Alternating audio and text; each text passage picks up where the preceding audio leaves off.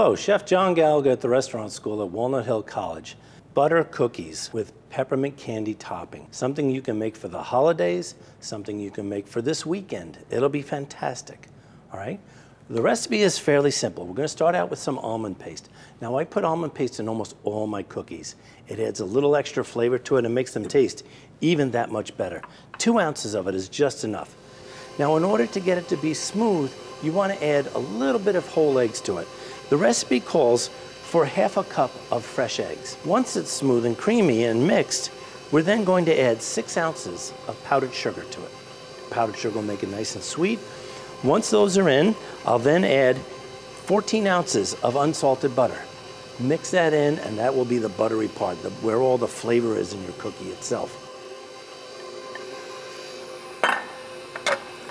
I'm gonna add the last of my eggs to it.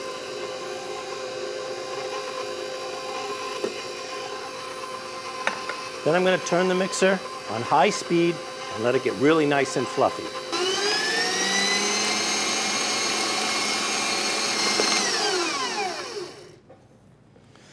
Now, after you've creamed up your ingredients nice and light, you'll take the mix off the machine, and I'm going to scrape down my paddle really well.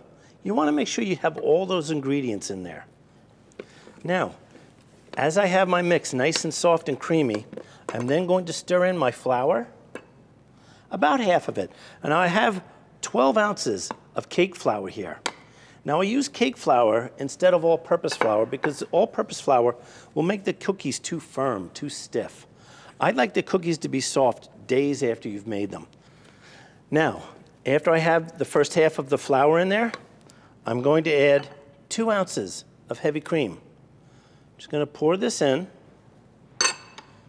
And again, I'm going to gently stir it. Don't stir it too hard. You'll end up splashing most of it on yourself.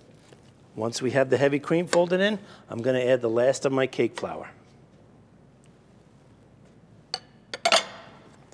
And again, just fold it until it's blended. Now, after it's all blended together, you'll get a nice creamy mix.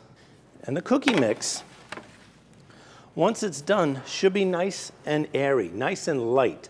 Okay, I've placed it into a pastry bag with a star tip in the bag, all right? When you hold the pastry bag, I like to hold it in my hand like this.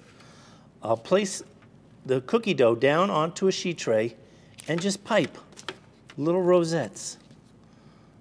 Once all of my cookies are piped out, thank you, I'm then ready to top them off with my peppermint candies. Try this at home, this is really good. Pick the tray up and drop it into the candies.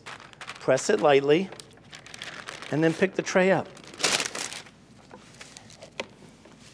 And on top of the cookies, you'll have all of your candies with 0 waste on it. Once they're on the sheet tray like this, you'll take the sheet pan, place it into a 350-degree oven.